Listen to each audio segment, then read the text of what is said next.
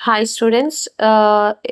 Huntington's disease అనేది మీరు వినే ఉండుంటారు. ఇదొక న్యూరలాజికల్ డిజార్డరు. ఈ హంటింగ్టన్స్ డిసీజ్‌లో హంటింగ్టన్స్ ప్రోటీన్ అనేది బ్రెయిన్‌లో ప్రొడ్యూస్ అవుతది. అది అబ్నార్మల్‌గా మ్యూటేటెడ్‌గా ఉండడం వల్ల ప్లస్ నార్మల్ ప్రోటీన్ ఎక్కువ ఉండడం వల్ల ఈ హంటింగ్టన్స్ డిసీజ్ అనేది వస్తది.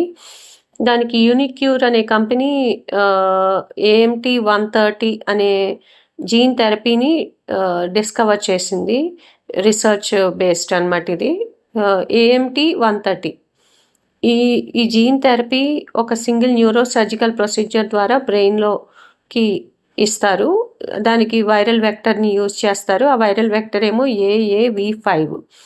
ఈ జెనెటిక్ మెటీరియల్‌ని హంటింగ్టన్ ప్రోటీన్ ప్రొడక్షన్‌ని తగ్గించడానికి యూజ్ చేస్తున్నారు.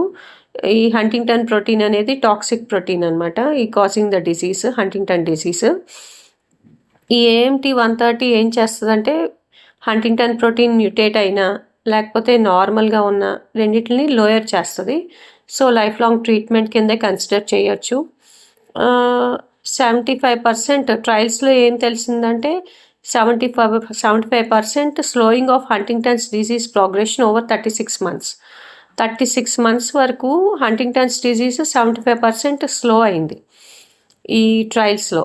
సో ఒకవేళ హై డోస్ తీసుకున్న వాళ్ళు ఏఎంటీ 130 హై డోస్ తీసుకున్న వాళ్ళకి డిక్లైన్ ఆఫ్ డైలీ ఫంక్షన్‌లో 60% రెడ్యూస్ అయింది. అంటే డైలీ ఫంక్షన్స్ డిక్లైన్ తగ్గిందనమాట. కొంచెం బెటర్ పర్ఫార్మెన్స్ అనమాట వాళ్ళకి డైలీ యాక్టివిటీస్‌లో. ఫేవరబుల్ బయోమార్కర్స్ టెస్ట్ చేసినప్పుడు కూడా ఈ హై డోస్ తీసుకున్న వాళ్ళకి ఫేవరబుల్గా ఉందన్నమాట. ఈ జీన్ థెరపీ స్ట్రయాటమ్ని టార్గెట్ చేస్తుంది.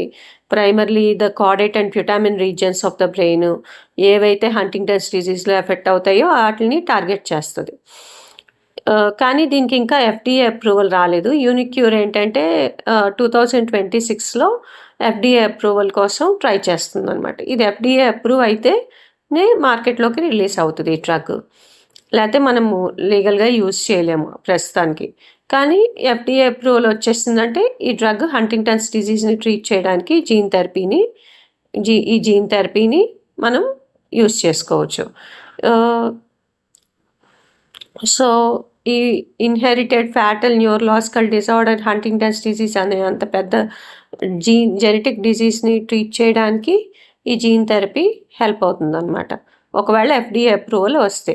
ఇంకా FDA అప్రూవల్ రాలేదు. FDA అప్రూవల్ వస్తే కనుక ఇది అందరికీ అందుబాటులో ఉంటుందన్నమాట. Thank you.